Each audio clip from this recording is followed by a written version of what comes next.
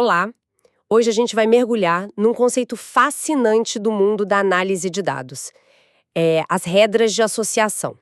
Já se perguntou como os supermercados parecem saber exatamente quais produtos colocar um perto do outro para fazer a gente comprar mais? Uhum. Ou como plataformas online recomendam o próximo vídeo, o próximo artigo. Exato! A ideia central aqui é usar dados para descobrir relações escondidas, sabe? Conexões que não são óbvias assim, de cara. A gente tem um material bem interessante que explora essa técnica. Vamos então desvendar como isso funciona? E é interessante pensar que se trata de um método de aprendizado não supervisionado. Ah, não supervisionado, certo? Isso significa que a gente não precisa dizer para o sistema, olha, procure por esta combinação específica. Ele tem a capacidade de, vasculhar os dados e descobrir essas conexões por conta própria. Sozinho. Sozinho. O objetivo é encontrar regras fortes do tipo, se A acontece, então B tem uma boa chance de acontecer também. Direto da fonte, dos dados. E olha, as aplicações vão muito além do carrinho de compras. Parece quase uma investigação nos dados, né? Tentando encontrar os cúmplices frequentes. É uma boa analogia, sim. Então, a base é identificar essas regras, como, sei lá, leite implica pão. O exemplo mais clássico, claro, vem dos supermercados, né? Como está mencionado nas nossas fontes. O famoso exemplo. Isso. Se os dados revelam uma regra como fraldas, lenços umedecidos, cerveja, um exemplo bem famoso, aliás. Esse é clássico. Isso sugere que compradores desses itens de bebê também tendem a levar cerveja. Pode parecer estranho, né? Mas os dados podem mostrar essa conexão. O ponto crucial aqui é como essa informação vira estratégia. Supermercados usam essas descobertas para otimizar o layout da loja, para agrupar produtos em promoções, ou até decidir que itens colocar perto do caixa. É transformar o padrão em ação, sabe? Entendi. Deixar tudo mais eficiente para venda. Exato. E como você disse, não é só varejo. O material que a gente analisou cita várias outras áreas. Entender como usuários navegam num site. Web Usage Mining, né? Isso. Detectar atividades suspeitas em redes de computadores. Detecção de intrusão. Sim. Otimizar sequências em linhas de produção e até mesmo bioinformática. Nossa, bem amplo. Muito. E um detalhe importante que as fontes ressaltam. Geralmente, para essa análise, a ordem em que os itens aparecem na transação não importa. Leite e pão é o mesmo que pão-leite. Ah, tá. A ordem não influencia. Faz sentido. Para entender a mecânica por trás disso, a gente precisa definir alguns termos, mas assim, de forma leve. As notas falam em, Vamos lá. primeiro, I, que é o universo de todos os itens possíveis. Todos os produtos de uma loja, por exemplo. E são considerados de forma binária. Ou o item tá lá, ou não tá. Presente ou ausente, sim. E D, que representa o banco de dados de transações. Tipo, cada compra de cliente é uma transação. Cada uma tem um identificador e um conjunto específico de itens daquele universo I. Perfeito. E a regra em si, que a gente está buscando, tem um formato padrão. X menos Y. X, setinha, Y. Isso. Onde X é o antecedente. É a condição, o conjunto de itens que aparece primeiro, tipo fraldas, lenços umedecidos. Ok, o que vem antes. E Y é o consequente. É o item que tende a aparecer como resultado. Um ponto importante aqui. A definição que a gente está usando, baseada no material, foca em Y sendo um único item, como cerveja. Ah, só um item no consequente. Interessante. Exato. E uma restrição lógica. X e Y não podem compartilhar itens na mesma regra. São conjuntos distintos. Certo, faz sentido. Então, temos os itens, as compras, as transações e o formato da regra.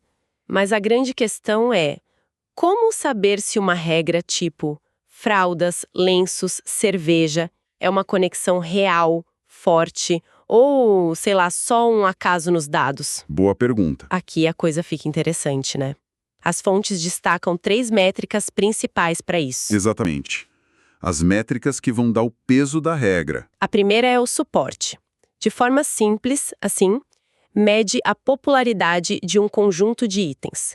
Com que frequência esse conjunto aparece no total de transações registradas? A frequência dele no universo todo. Isso. Um exemplo nas anotações é bem claro. Se maçã aparece em 4 de 8 transações totais, o suporte para maçã é 50%. Metade das transações. E se o conjunto maçã, cerveja, arroz aparece junto em 2 dessas 8 transações, o suporte para esse trio específico é 25%. Certo, 2 em 8. O suporte funciona como um primeiro filtro, sabe? Ele nos diz se os itens envolvidos na regra são minimamente relevantes no cenário geral. Ah, entendi. Tipo, se quase ninguém compra aquilo junto. Exato. Um suporte muito baixo pode indicar que, mesmo que a conexão percentual seja alta quando ocorre, ela acontece tão raramente que talvez não justifique uma ação estratégica. É o caso de itens muito de nicho, por exemplo. Faz sentido. Tem que ter um mínimo de ocorrência. E a segunda medida, a confiança, essa parece mais direta, não? Mede a força da implicação? Exato.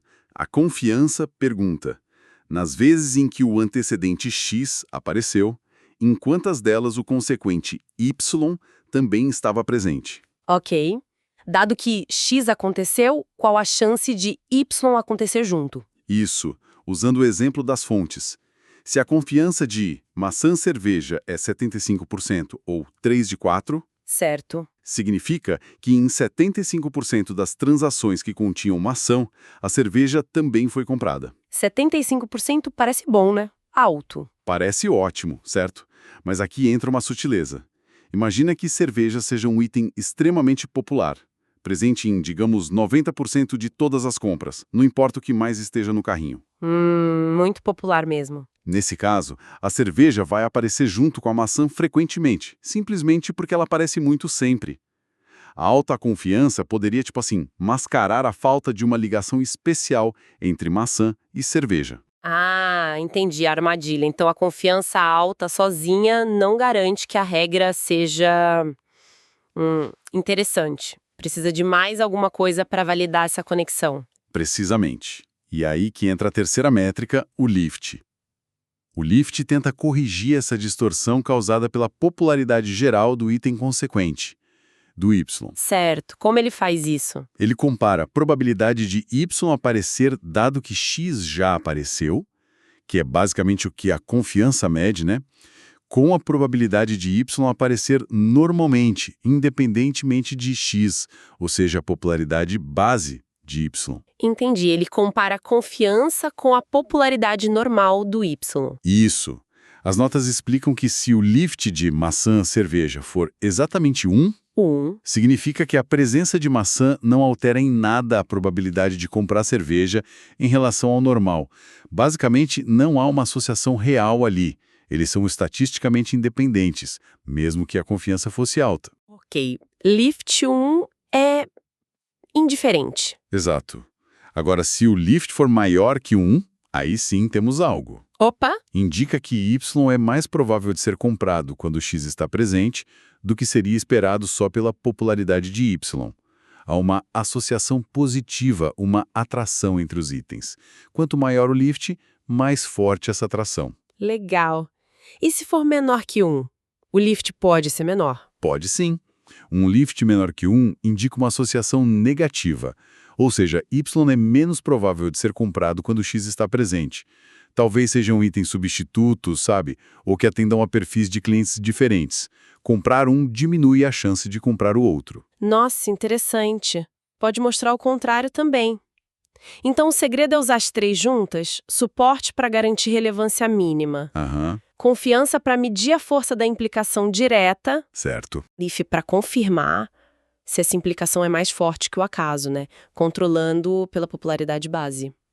É isso. Perfeito.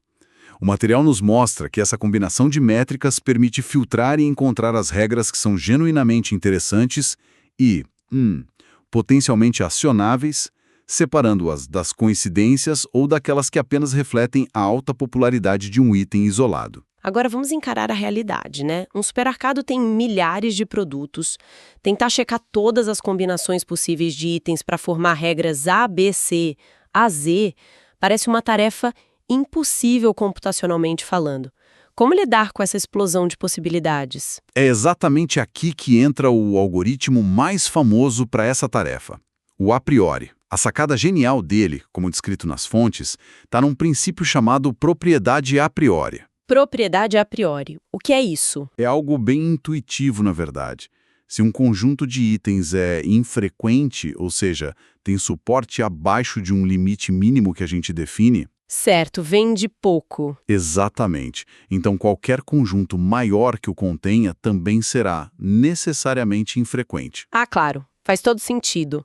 Se quase ninguém compra chá de boldo, é ainda menos provável que comprem chá de boldo, biscoito de polvilho, água tônica juntos.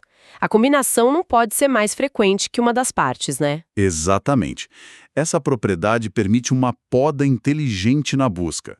O algoritmo a priori não precisa nem calcular o suporte de combinações maiores se elas contêm um subconjunto que já se provou infrequente.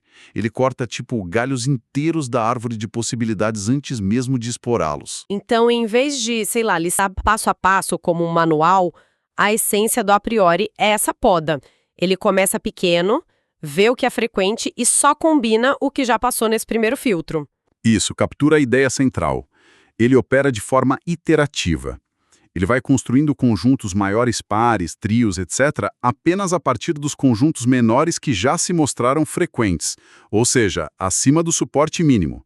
A cada nível, ele calcula o suporte poda novamente, usando essa propriedade a priori. Se A é infrequente, ele nem testa A, B. Se AB é infrequente, nem testa ABC. Isso reduz, drasticamente o trabalho computacional. Entendi. As fontes mencionam um exemplo visual onde um item com baixo suporte inicial é descartado, e isso elimina automaticamente a necessidade de verificar todas as combinações futuras que incluiriam aquele item. É uma economia enorme de processamento. Gigantesca. E a definição desse suporte mínimo é uma decisão importante, né?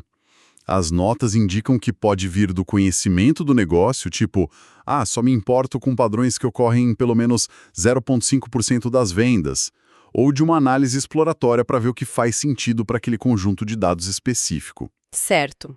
Tem que definir esse corte. Uma vez que o a priori encontra todos os conjuntos de itens frequentes, aqueles que passaram pelo filtro do suporte, o que acontece? As regras aparecem magicamente. Quase isso, mas tem um passo a mais. Depois de ter a lista dos conjuntos frequentes, por exemplo, pão, queijo, presunto é frequente, Ok. o próximo passo é gerar as regras candidatas a partir deles. Desse conjunto, a gente poderia gerar regras como pão, queijo implica presunto, ou pão, presunto implica queijo, e assim por diante.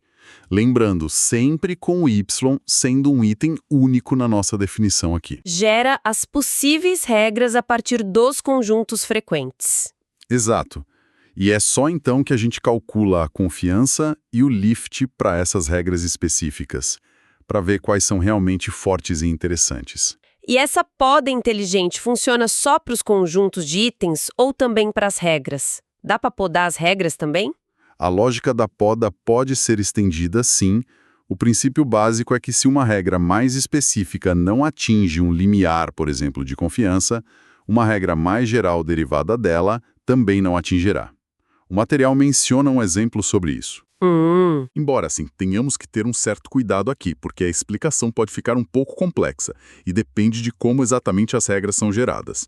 Mas mantendo a consistência com a definição de Y ser um item único, a ideia geral de eficiência por poda se mantém.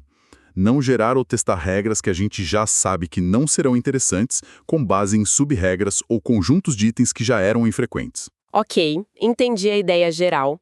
Parece uma ferramenta bem engenhosa para encontrar padrões em meio a um mar de dados. Mas imagino que não seja uma solução mágica, né?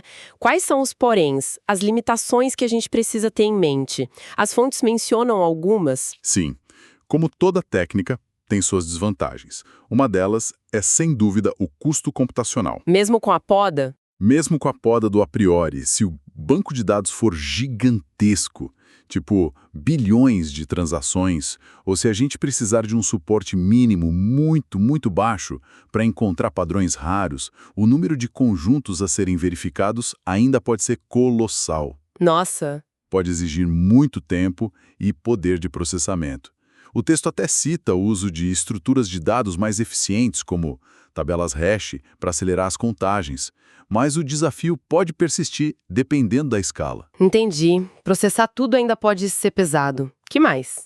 Outro risco importante é o das associações espúrias. Espúrias. Tipo falsas. Exato.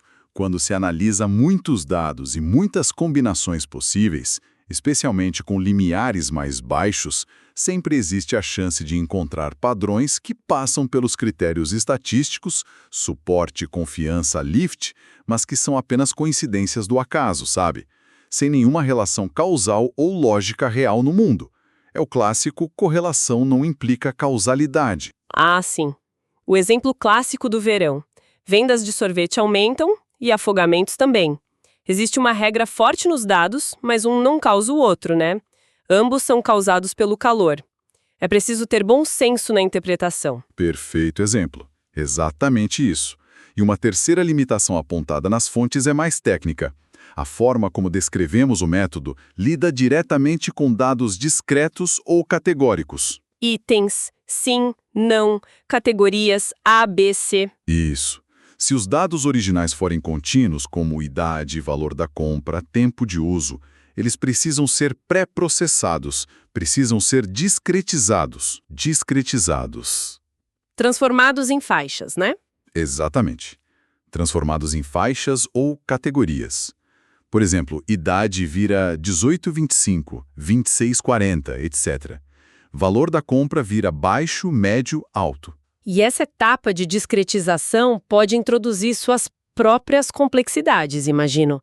Tipo, a forma como você define as faixas pode mudar as regras encontradas. Sem dúvida alguma.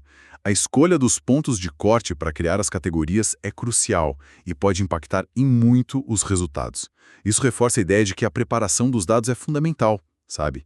E a interpretação das regras encontradas sempre exige um olhar crítico e contextualizado.